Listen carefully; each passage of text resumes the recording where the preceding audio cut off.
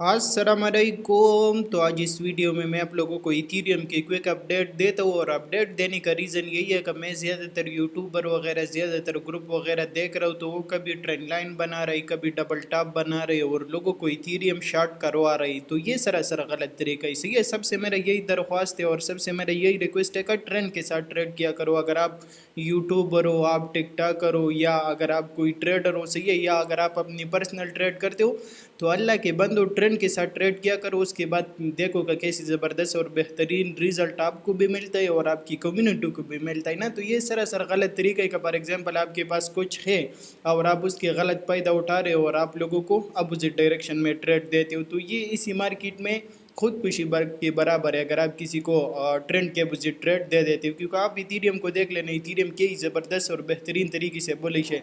तो इसमें अगर आप सेल की 1% 2% ट्रेड लेने की कोशिश करते हो तो वो आपको बहुत महंगा पड़ सकता है, सही है। और अगर आप ट्रेंड के साथ ट्रेड करते हो तो वो आपको काफ़ी ज़बरदस्त और बेहतरीन प्रॉफिट दे सकता है। तो आप सब लोगों को इग्नोर कर लेना। इथीरियम में आपको थोड़ा सा समझा देता हूँ, सही है। देखो, इथीरियम अगर आप वीकली टाइम फ्रेम के हिसाब से देख लेते हो तो इथीरियम बुलिश है और इसके साथ साथ जो वीकली इसके टारगेट बन रहे तो ये रिलेटिव इक्वल हाई, और इसके साथ साथ 4114 इसकी वीकली टारगेट आ रहे हैं और उधरी तक इथीरियम बाई के साइड पे जा सकता है, सही है। तो सिंपल ये वीकली एनालिसिस है।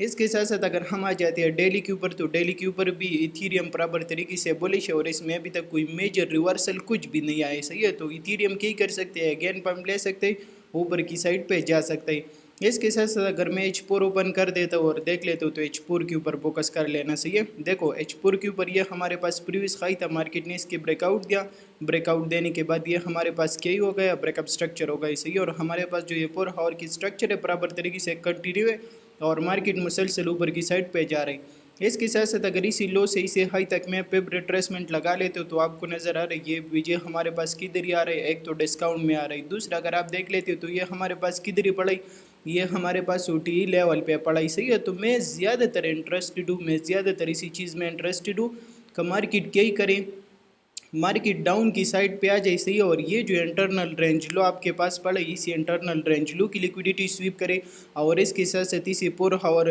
PG तक रिट्रेसमेंट दे दे और डिस्काउंट तक आ जाए इस स्ट्रक्चर के हिसाब से, सही है।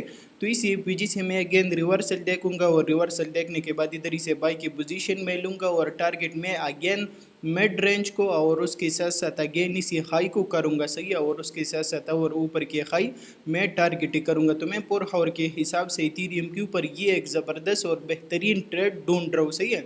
दूसरा ये इसी ने कहा इसमें ये जो सेल की पोजीशन बनते है तो इसके ऊपर बिल्कुल फोकस मत कर लेना, और अगर आपको सेल की पोजीशन मिलते भी है तो आप इसको इग्नोर कर लेना, सही है। सेल की पोजीशन लेना इंतहाई डेंजर है इसी टाइम पे, सही है।